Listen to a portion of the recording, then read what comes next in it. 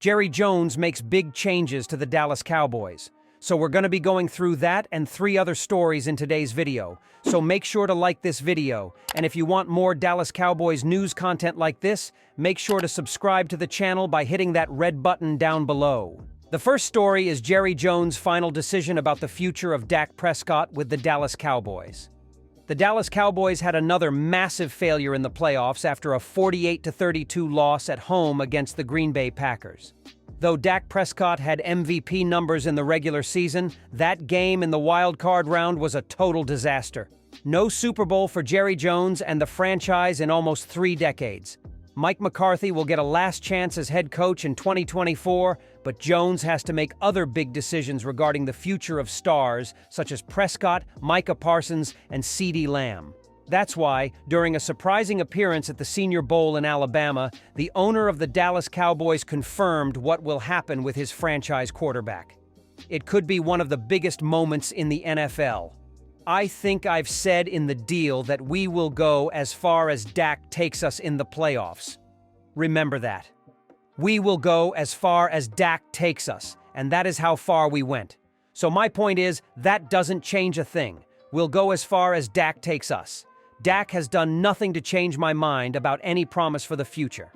Dak Prescott will enter the final year of his contract with the Dallas Cowboys and, according to Jerry Jones, he is going to get an extension. However, the salary cap hit would be massive, expecting a deal of at least $50 million per season. I would anticipate we will be all in at the end of this year. It will be going all in on different people than you've done in the past. We will be going all in. We've seen some things out of some of the players that we want to be all in on. Yes, I would say that you will see us this coming year not build it for the future. It's the best way I've ever said. That ought to answer a lot of questions. Certainly one of the players who carries more weight in the Dallas Cowboys locker room is Micah Parsons. In an incredible decision, after hearing Jones's words, the defensive star sparked a huge controversy by criticizing the owner. We're going all in this year, man. That's what I would hope for. You know, I'm 24 years old, I've been in this league 3 years, and I've kind of seen it all. I hope that we go all in. I hope that we go out and get the players that we're missing, because we didn't do that this year. I hope that we challenge ourselves to become better and become greater for us. The Dallas Cowboys, led by stars like Micah Parsons and Dak Prescott, failed once again in their quest to win the Super Bowl. The dream ended with a crushing 48-32 loss in the wild card round against the Green Bay Packers at home. Though Mike McCarthy was singled out as the main responsible of such a debacle, Jerry Jones gave him a new opportunity as he'll be the head coach for the 2024 season. Furthermore, during the Senior Bowl week in Alabama, the owner of the Dallas Cowboys guaranteed he'll be all in to dominate the NFL next season. No more excuses. I would anticipate we will be all in at the end of this year. It will be going all in on different people than you've done in the past. We will be going all in. We've seen some things out of some of the players that we want to be all in on. Yes, I would say that you will see us this coming year not build it for the future. It's the best way I've ever said. That ought to answer a lot of questions. The second story is Stephen Jones claims the Dallas Cowboys are close to a Super Bowl roster. 3 straight 12-5 seasons and 3 straight poor playoff exits for the Dallas Cowboys have fans wanting change this offseason. While they won't get it in the head coaching department or at quarterback, one area they might is in personnel, or at least an approach in personnel. The Cowboys have had the talent to make a deep playoff run for the last couple of seasons, but came up short each time. So, with Jerry Jones's comments stating, "We will be going all in," I would say that you will see us this coming year not build it for the future. That is all good and well, but we aren't sure if Jerry means all in by signing players like Dak Prescott and CeeDee Lamb to extensions, or by going hard after free agents. But to COO Stephen Jones, the team has always been all in, and he stated that the team is close to getting where it wants to be, while also having praise for carryover coach Mike McCarthy. I mean, we're always all in. We've been that way for 3 or 4 years. We put 3 12-5 seasons together, we think we're close, Stephen Jones said at the Senior Bowl, and Coach McCarthy has been very successful in the playoffs at Green Bay. He knows what it takes to have success in the playoffs. Obviously, we hadn't done it here, but we think we're really close, and those are all the things that go into the holistic evaluation of what this football team's all about. While Dallas's regular season record is one of the best in the NFL over the last 3 seasons, much to fans' anger, that has resulted in just one playoff win against an 8-9 Tampa Bay Buccaneers team led by Tom Brady. So this offseason will likely be all about how the Cowboys can translate their regular season success over into the playoffs. Given how each of the last 3 seasons have ended, many fans won't be buying any Dallas stock in October if the team is 5-0. It's what happens in the playoffs that matters, and Jones says they were working on rectifying that. I think we've won more regular season football games over the last 3 years than any team in the NFL, including the Super Bowl winners, Stevens said. But that's no answer to, how do you have success in the playoffs? That's something we've got to continue to grind on and look for the way to ultimately get over that hump and have the success that our fans deserve. Instead, it is the Chiefs and the 49ers who are up and over that hump. Again.